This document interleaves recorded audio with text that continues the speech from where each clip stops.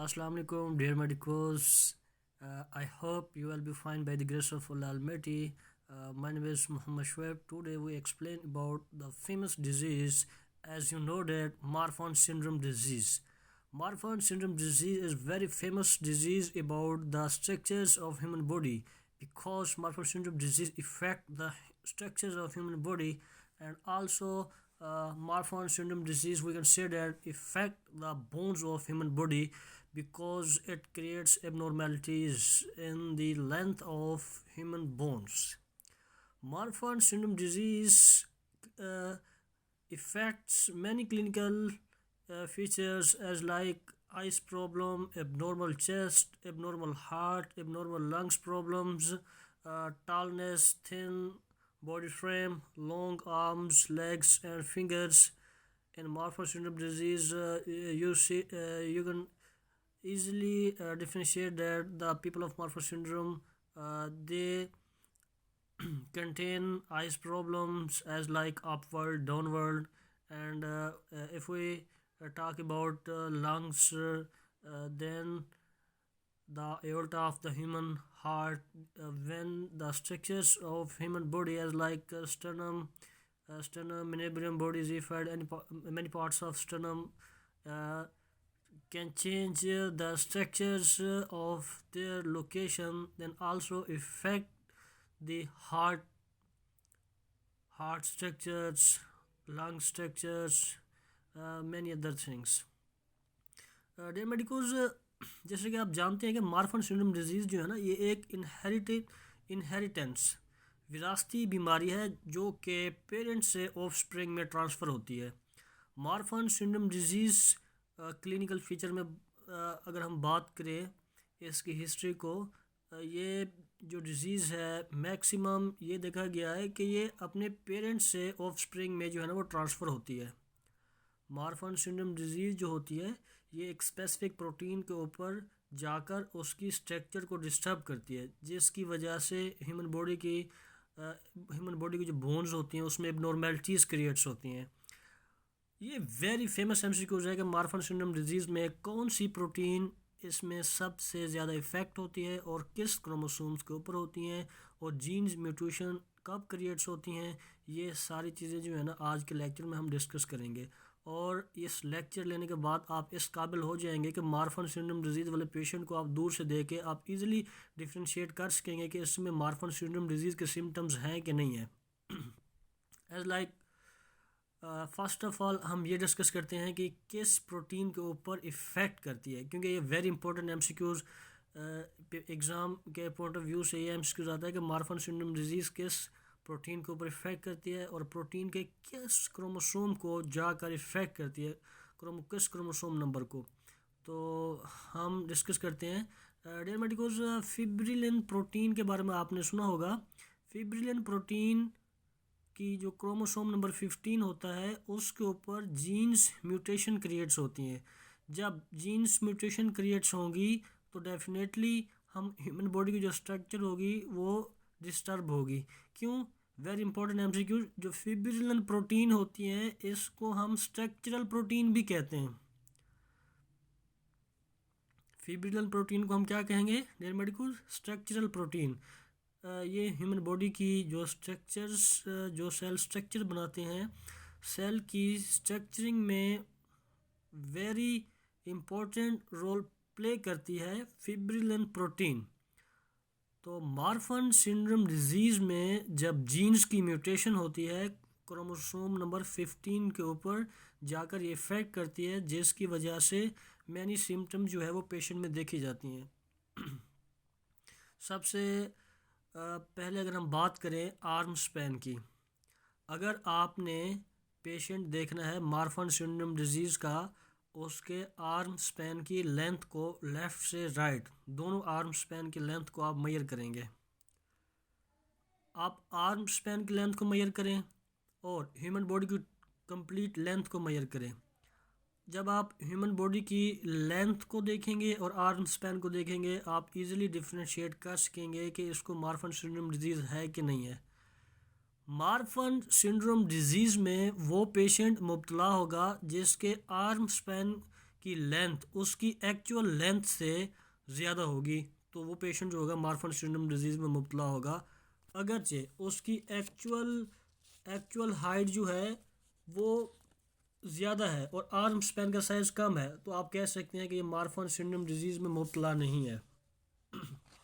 Again मैं अपनी बात को रिपीट करूँगा कि मार्फन सिंड्रोम डिजीज़ वाले पेशेंट को आप कैसे डिफ्रेंशिएट कर सकते हैं। एक और पिक्चर में मैं आपको दिखाऊंगा कि मार्फन सिंड्रोम डिजीज़ वाले पेशेंट कौन से होते हैं।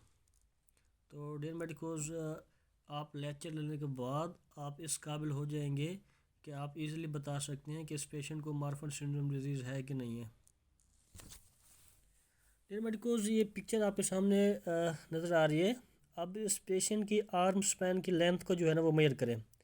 लेफ़्ट टू राइट आप इसकी आर्म स्पैन की लेंथ को मेजर करें। अगर आर्म स्पैन की लेंथ ज़्यादा होगी उसकी एक्चुअल हाइट से तो वो पेशेंट जो होगा मार्फन सिंड्रोम डिजीज़ में मुब्तला होगा।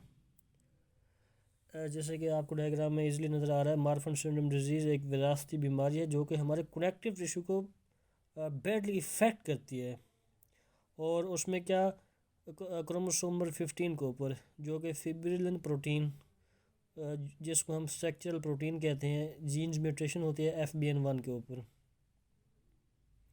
Dear medicos Marfan syndrome disease के अकॉर्डिंग जो MCQ पूछा जाएगा आपसे वो ये होगा कि किस प्रोटीन के ऊपर इफ़ेक्ट करती है और कौन सा क्रोमोसोम्स होते हैं। बाकी साइन एंड सिम्टम्स आपको इस डायग्राम में आप इजीली बता सकेंगे कि मार्फन सिंड्रोम डिजीज़ का दूसरा इफ़ेक्ट ये भी होता है कि उसकी जो चेस्ट होती है, जैसे कि अगर हम बात करें स्टर्नम की बात करें आपने पढ़ा होगा स्टर्नम के 3 पार्ट्स हैं, नेब्रियम, बॉडी और ज़िफाइड। अब स्टर्नम जो होगी अगर वो इनवर्ड होगी तो हम क्या कहेंगे, संकन चेस्ट, पेक्टस। संकन चेस्ट का मतलब क्या कि चेस्ट जो है वो अंदर की जानब है। जब डेफिनेटली चेस्ट अंदर की जानब मूव करेगी तो अयोल्टा जो होगा ह्यूमन हार्ट का अयोल्टा वो बहुत बुरी तरह से उसको इफ़ेक्ट होगा। तो हार्ट्स प्रॉब्लम होंगी, लंग्स प्रॉब्लम होंगी, हमारी बॉडी में एबनॉर्मेलिटीज़ आना शुरू हो जाएंगी। तो ये सारे साइंस एंड सिम्टम्स जो है ये मार्फन सिंड्रोम डिजीज़ की वजह से होते हैं, क्योंकि मार्फन सिंड्रोम डिजीज़ में हम काफ़ी दफ़ा बात कर चुके हैं कि जो फिब्रिलिन प्रोटीन होती है वो जाके क्रोमोसोम नंबर 15 के ऊपर उसके ऊपर इफ़ेक्ट होते हैं जिसकी वजह से जो ह्यूमन बॉडी के स्ट्रक्चर्स हैं वो डिस्टर्ब होती हैं। एक इस पिक्चर में ये देखें, इसकी जो चेस्ट है ना आउटवर्ड है, चेस्ट इनवर्ड होगी या आउटवर्ड होगी, ये मार्फन सिंड्रोम डिजीज़ के सिम्टम्स हैं। तो आउटवर्ड स्टर्नम और इनवर्ड स्टर्नम, ठीक है ना, आप इजली गैस कर सकते हैं कि अगर पेशेंट की चेस्ट जो होगी वो इनवर्ड होगी तो उसको हम क्या कहेंगे, पेक्टस या संकन। अगर वो आउटवर्ड होगी तो पिजन। तो ये जो है ना इसी के इफ़ेक्ट है मार्फन सिंड्रोम डिजीज़ के। डियर मेडिकोज आपके लिए मैंने आसानी में उर्दू में नोट्स बनाए हुए हैं ताकि आप इजीली जो है ना चीज़ों को क्लियर कर सकें। कहते हैं कि फिब्रिलिन प्रोटीन डिफेक्ट होने पर इंसानी बॉडी के जो स्केलेटन सिस्टम को बुरी तरह इफ़ेक्ट करती है, क्योंकि फिब्रिलिन प्रोटीन को हम स्ट्रक्चर प्रोटीन कहते हैं। अगर छाती बाहर की जानिब हो तो उसे हम पिजन चेस्ट कहेंगे, अगर वो अंदर की जानिब हो तो उसे हम संकन चेस्ट कहेंगे। वेरी इंपॉर्टेंट MCQs के अगर ह्यूमन बॉडी की चेस्ट संकन है, अंदर की जानिब है या बाहर की जानिब है, तो कौन सी डिज़ीज़ है, Marfan syndrome disease. Marfan syndrome disease किस प्रोटीन को इफ़ेक्ट करती है और कौन से क्रोमोसोम को इफ़ेक्ट करती है, ये आपने बड़ी डिटेल के साथ आपने स्टडी कर ली। Dear medicos Marfan syndrome disease का एक और इफ़ेक्ट जैसे कि हम डिस्कस कर चुके हैं कि जो ह्यूमन बॉडी का अयोल्टा होता है ना वो भी उसके ऊपर इफ़ेक्ट होता है और हमारे लंग्स के ऊपर इफ़ेक्ट होता है, ह्यूमन हार्ट के ऊपर इफ़ेक्ट होता है। ये बेसिकली क्या, जो स्टर्नम है, आपको स्टर्नम नज़र आ रही है, ये अपनी लोकेशन के ऊपर नहीं है, ठीक है ना। तो डेफिनेटली ये भी उसके एक साइन एंड सिम्टम्स हैं। मार्फन सिंड्रोम डिजीज़ की अगर हम बात करें आइज़ डिसलोकेशन की, अगर हम बात करें, या वो अपवर्ड होंगे या आउटवर्ड होंगे। Upward dislocation lens, outward dislocation lens, या वो डाउनवर्ड होंगे या वो इनवर्ड होंगे। तो ये भी मार्फन सिंड्रोम डिजीज़ के साइंस एंड सिम्टम्स हैं। कोर्स आपकी आसानी के लिए मैंने उर्दू में भी नोट्स बनाए हुए हैं। मार्फन सिंड्रोम डिजीज़ ये हमारी आँख के लेंस पर भी इफ़ेक्ट करती है, जिससे हमारी आँख के लेंस ऊपर की जानिब, बहर की जानिब हरकत करते हुए नज़र आते हैं। तो कोर्स अगर आप क्लिनिकल लाइफ में हैं या आप प्रैक्टिस कर रहे हैं, तो आपके सामने कोई ऐसा पेशेंट आए जिसकी जो आइज़ के लेंस हैं अगर अपवर्ड हो, आउटवर्ड हो, इनवर्ड हो, तो आप इजीली बता सकते हैं कि ये मार्फन सिंड्रोम डिजीज़ का एक सिम्टम है। क्योंकि हमने पढ़ा हुआ है कि ये स्ट्रक्चरल प्रोटीन होती है। हमारी स्ट्रक्चरल प्रोटीन के ऊपर जब इफ़ेक्ट करेगा तो ह्यूमन बॉडी के डिफरेंट ऑर्गन जो होंगे उसके ऊपर ये इफ़ेक्ट प्रोड्यूस करेगा। आप देखें ये मार्फन सिंड्रोम डिजीज़ में आप इजीली देख सकते हैं कि जो इनलार्जमेंट ऑफ अयोल्टा,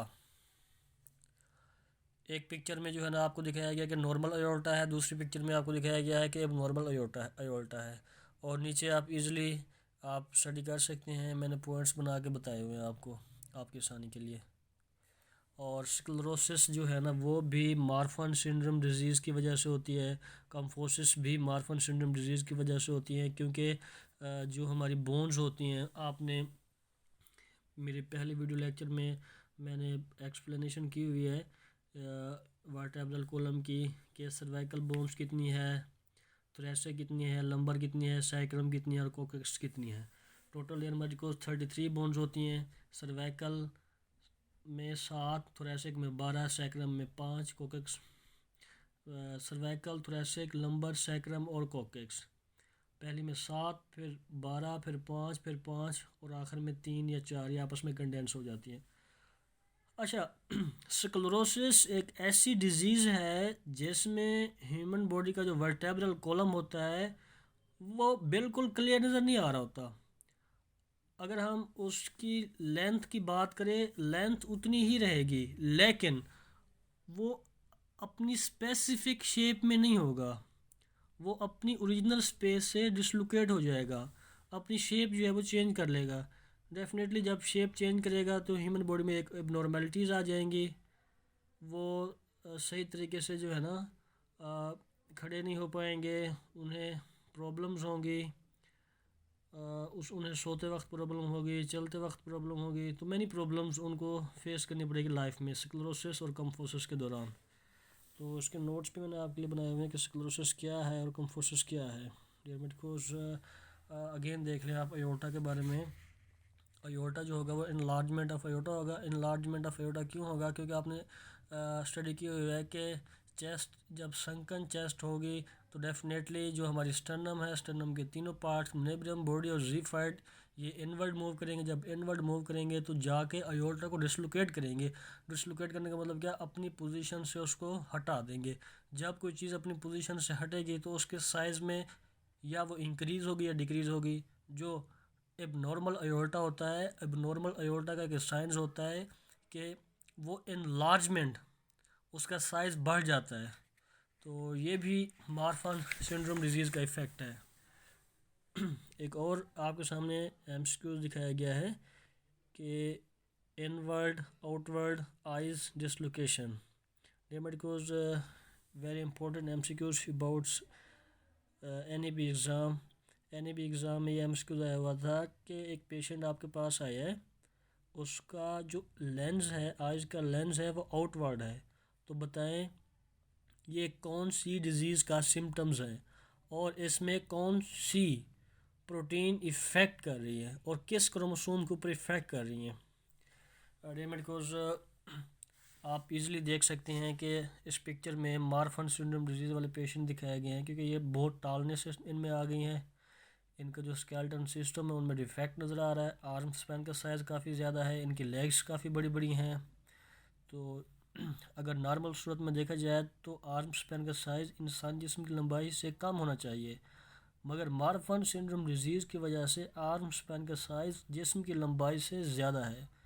तो large size of arm spine is a clinical disorder. Dear medicos, आपके सामने पेशेंट नज़र आ रहे हैं। अगर हम देखा